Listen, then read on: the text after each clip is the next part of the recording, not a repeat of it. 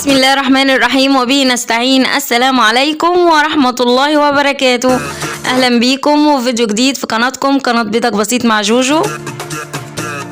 مين فينا بقى ما بيحبش الفراخ المشوية؟ طبعا كلنا بنحبها، الناس اللي بتعمل دايت والناس كمان اللي بتحب الأكل. هنعملها النهاردة بطريقة سهلة جدا وبسيطة في البيت من غير فحم من غير أي دخان، وإن شاء الله الطريقة تعجبكم. وما تنسوش اللايك والاشتراك في القناة.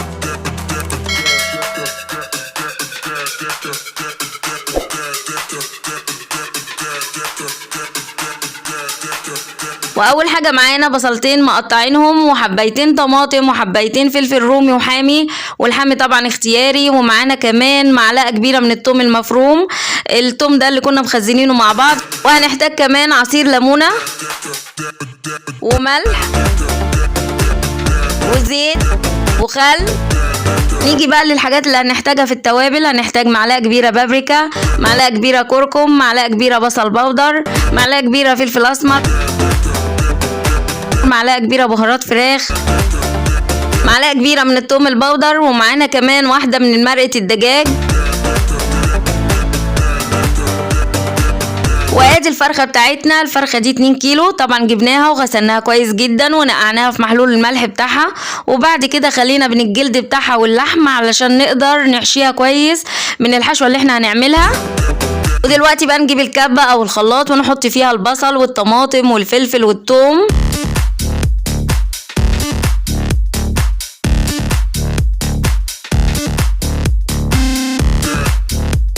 وبعدين نضربهم كويس جدا.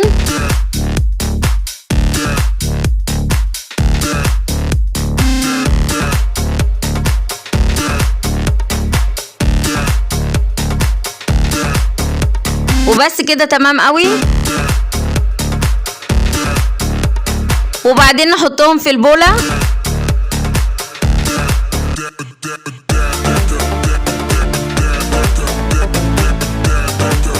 وبقوا معانا بالشكل ده.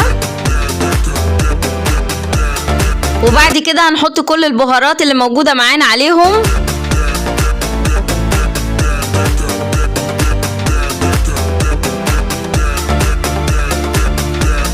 ونعصر عليهم الليمونة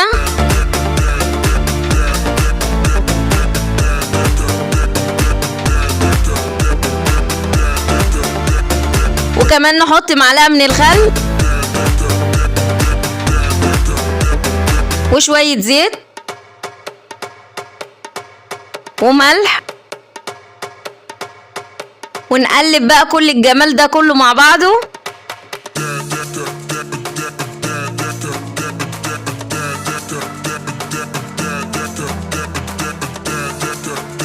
وبعدين نحط رشة صغيرة من جوز الطيب،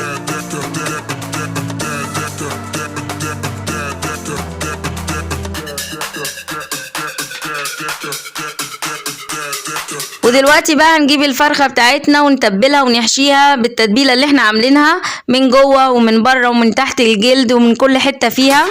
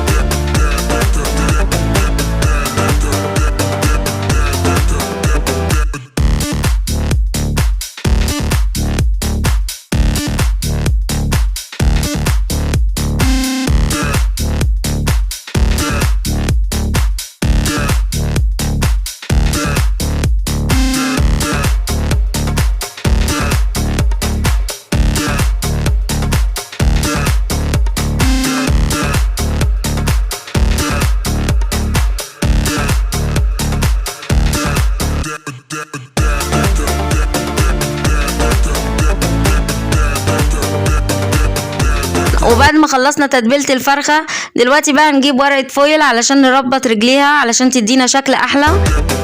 فهنجيب ورقة الفويل ونربطها بالشكل ده، ولو مش موجود عندك ورق فويل ممكن بدبارة عادية وتربطي الرجلين هتديكي نفس الشكل.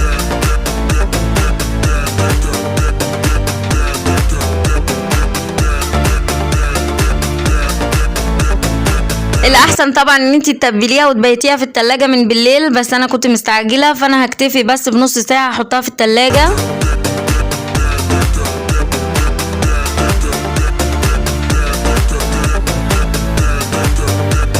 وكده بعد النص ساعة دلوقتي بقى نشوف هنعمل ايه مع بعض. ودلوقتي بقى هنجيب اي صينية موجودة عندنا، وبعدين نجيب شيالة الفراخ ونحطها في الصينية،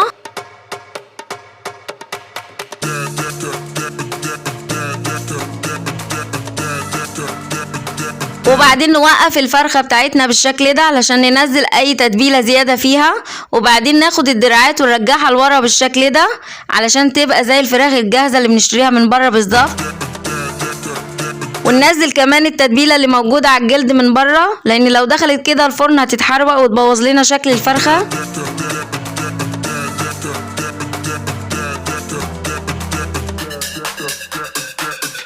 وبعدين نحطها في الشيالة بتاعتها، وبعدين ناخد كل التتبيلة اللي موجودة في الطبق ونحطها في الصينية.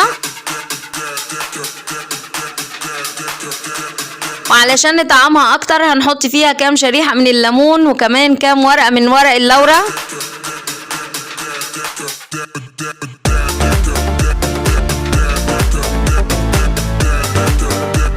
وبعدين نحط عليها شوية زيت من بره علشان لما تخش الفرن تدينا اللون الاحمر الجميل اللي احنا كلنا بنحبه.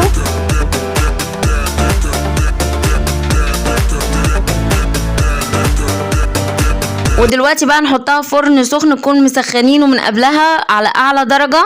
هنشيل الشبكة اللي في النص لان احنا هنحطها من تحت، وما نفتحش عليها الفرن قبل نص ساعة. لو لقينا المية بتاعتها نقصت شوية ممكن نزودها بشوية مية كمان. ومدة التسوية بتاعتها هتكون من ساعة لساعة وربع.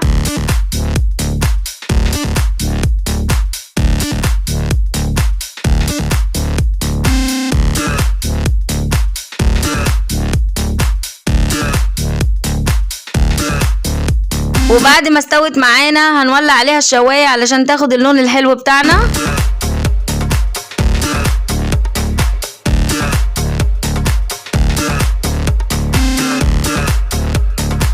وكده خلاص بعد ما خدت اللون واستوت وبقت معانا زي الزبدة.